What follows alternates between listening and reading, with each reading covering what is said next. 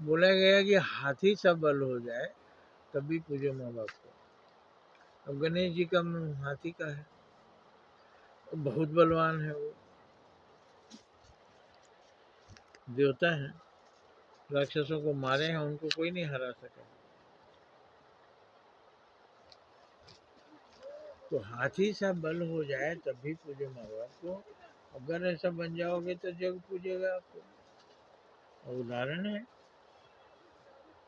कि इतने बलवान गणेश जी ने माँ बाप की सेवा की, तो संसार आज उनको पूज रहा है, आपको भी पूजेगा। और उसी पड़ोसी चलेंगे, भगवान ऐसा पुत्र दे, ऐसा सुपुत्र दे, ऐसा कुछ सुपुत्र सबको मिले। माँ बाप को कांवड़ ढो रहा है, सबको श्रवण कुमार मिले। माँ बाप की आज्ञा के लिए वन चला, सबको राम जैसा पुत्र मिले। सबको कन्हैया जैसा पुत्र मिले, जैसा यशोदा मैया को मिला। तो अच्छा होंगे तो आप तो पूज्य हो ही जाएंगे, माँ बाप की सेवा करेंगे। और नहीं सेवा करेंगे तो कंस अपने बाप को जेल में डाला, अभी औरंगजेब अपने बाप को, शाहजहां को जेल में डाला।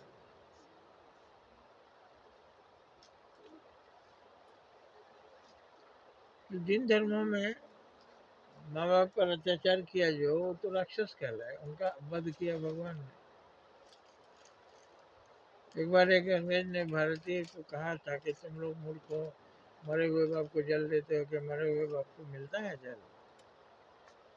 बेवकूफों जैसे आज की बात करते हो, पानी लेकर के नदी में गिरा रहे हो, बोल रहे पिताजी को जल दे रहा है। वहां से पिताजी को पहुंच गया। तो उन्होंने कहा आपके पिताजी का क्या नाम है? बोले क्या काम है?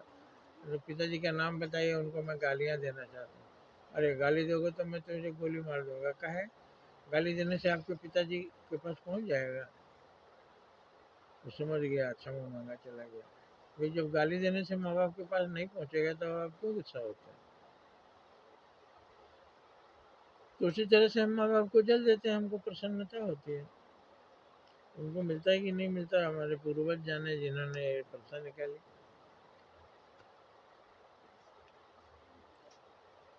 अब गणेश जी को देख ही लीजिए, माँ बाप में आप अवगुण निकालते हैं, भंगेड़ी था बाप फिर भी पूजे हमेशा।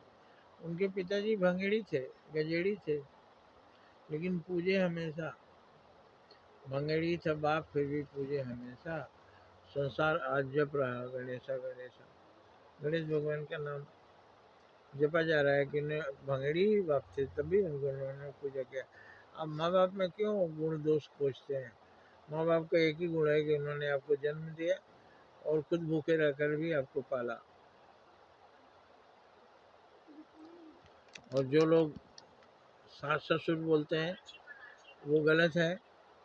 सास ससुर भी माँ बाप हैं। दोनों माँ बाप का सेवा होनी चाहिए, पति पत्नी से। पत्नी के भी माँ बाप का सेवा होना चाहिए और पति के भी माँ बाप का सेवा होना चाहिए। दोनों माँ बाप हैं। अब सेवा करने से मिलेगा क्या? आप तो सोचने लगते हैं हमारा खर्चा होगा। अरे खर्चा जो होगा वो ऊपर वाले ने दिया है, लेकिन आशीर्वाद जो मिलेगा वो अमूल्य है। जन्म जन्म आपका सुधर जाएगा। तो आप थोड़ा करके बहुत ज़्यादा पा रहे हैं, ये बात ध्यान दीजिए। आशीर्वाद के बराबर कुछ भी नहीं होता। जय हिंद, जय भारत।